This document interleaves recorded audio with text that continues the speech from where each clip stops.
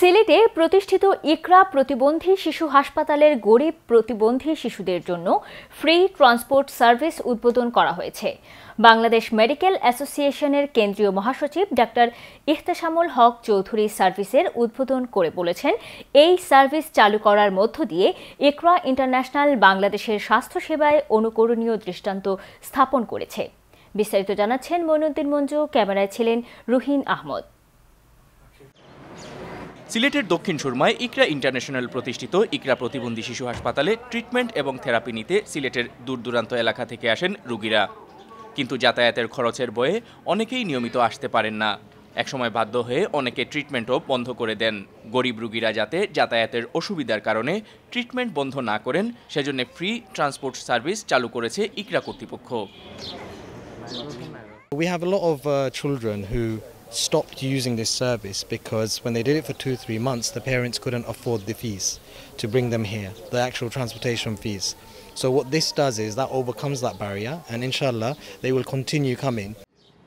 শুক্রবার সকালে সার্ভিসের উদ্বোধনকালে বাংলাদেশ মেডিকেল অ্যাসোসিয়েশনের কেন্দ্রীয় মহাসচিব ডাক্তার ইহতেশামুল হক চৌধুরী ইকরা কর্তৃপক্ষের এই উদ্যোগ দেখে উচ্ছ্বসিত প্রশংসা করেন।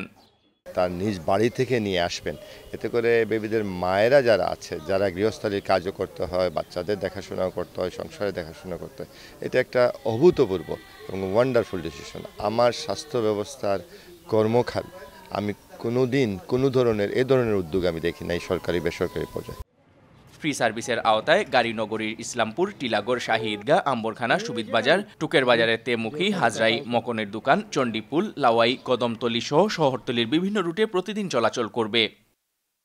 ওই মানুষগুলি এই ধরনের সঙ্গতি নেই যে প্রতিদিন বাড়ি থেকে গাড়ি ভাড়া খরচ করে এখানে আসার। তো এই যে উদ্যোগটা নেওয়া হয়েছে, এটা চমৎকার উদ্যোগ। এই জন্য সাস্টেনেবল চিকিৎসার জন্য, ধারাবাহিকতা বজায় রাখার জন্যই এই যাতায়াত ট্রান্সপোর্টের ব্যবস্থা করা হয়। গাড়িতে করে এনে ইকরা প্রতিবন্ধী শিশু হাসপাতালে থেরাপি শেষে আবার তাদের পৌঁছেও দেওয়া হবে। এতে উপকৃত হবে গরিব রোগীরা।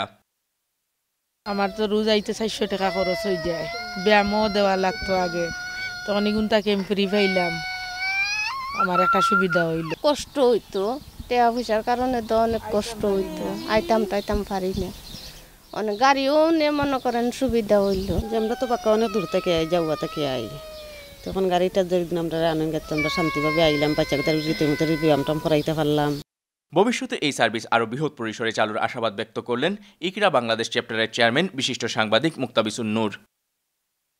আমরা আপাতত 3 মাস পরীক্ষামূলক ভিত্তিতে এটা দেখব এবং আশা করি আপনাদের সহযোগিতা সমর্থন থাকলে এবং আমরা যদি রোগী আরও বাড়ে তাইলে আমরা এই সার্ভিসটা ইনশাআল্লাহ কন্টিনিউ করব। উদ্বোধনী অনুষ্ঠানে এ সময় অন্যান্যের মধ্যে উপস্থিত ছিলেন হাসপাতাল পরিচালনা কমিটির সদস্য ডাক্তার মোহাম্মদ শিবলি খান ও doctor Arifun Nabi. Moinuddin Manju, channel S news, Sylhet.